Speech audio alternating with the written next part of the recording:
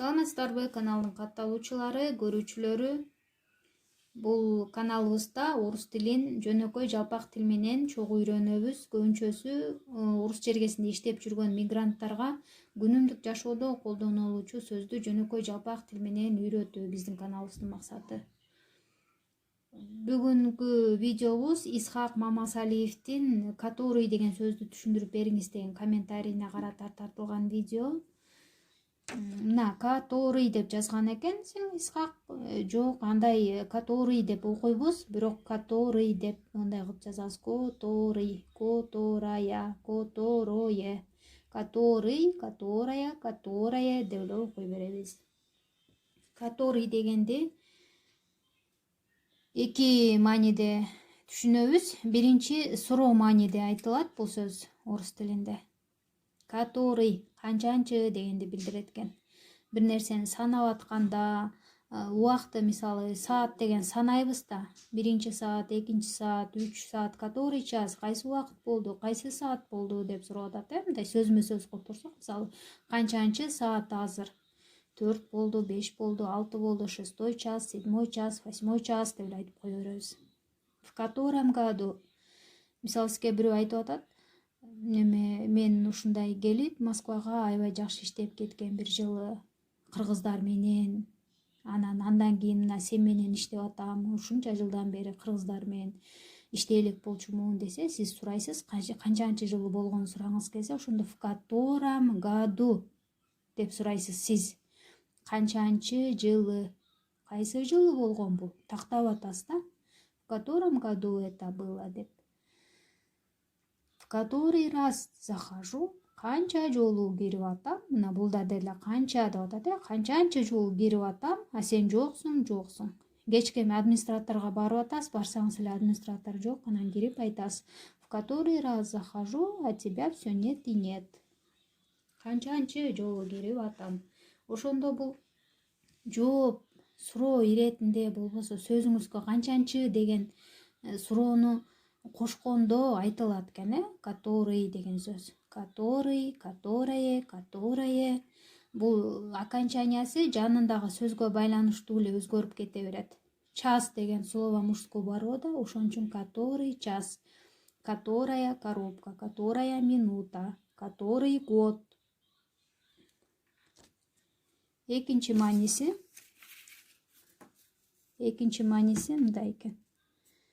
Который деген ким, эмне деген суроосуна тактап, ошону тактап билдирип айткысы келгенде.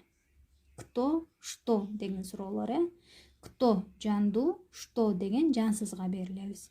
Бала келатса, ким экенин билбесеңиз, сөзсүз кто это? Же директор келди, сизди карап жан келген сенсиңби деди, ошондо директор жандуу, кто это деп сурашыңыз керек.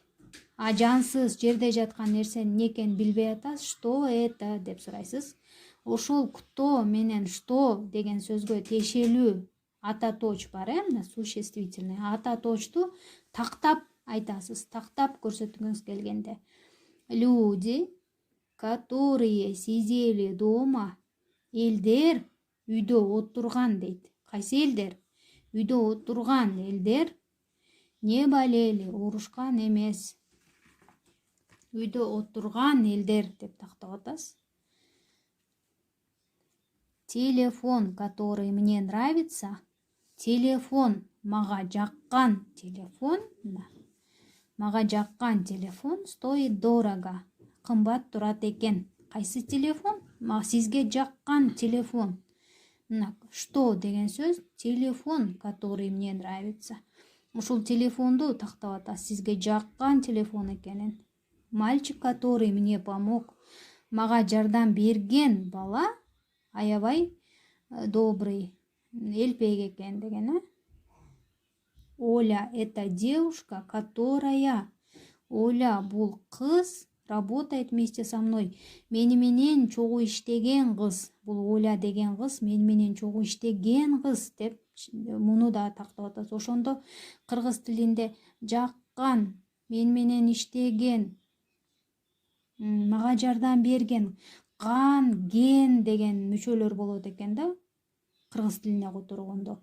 Газета, которая мне нравится, это Суперинфо. Мага жаккан газета Суперинфо. Книга, которая мне нравится, это детектив. Мага жаккан китептер булар детектив. Фильм, который мне нравится, это мисалы жанагы Великолепный век. Мага жаккан кино Великолепный век. Город, который мне нравится, это Бишкек. Мага жаккан шаар Бишкек.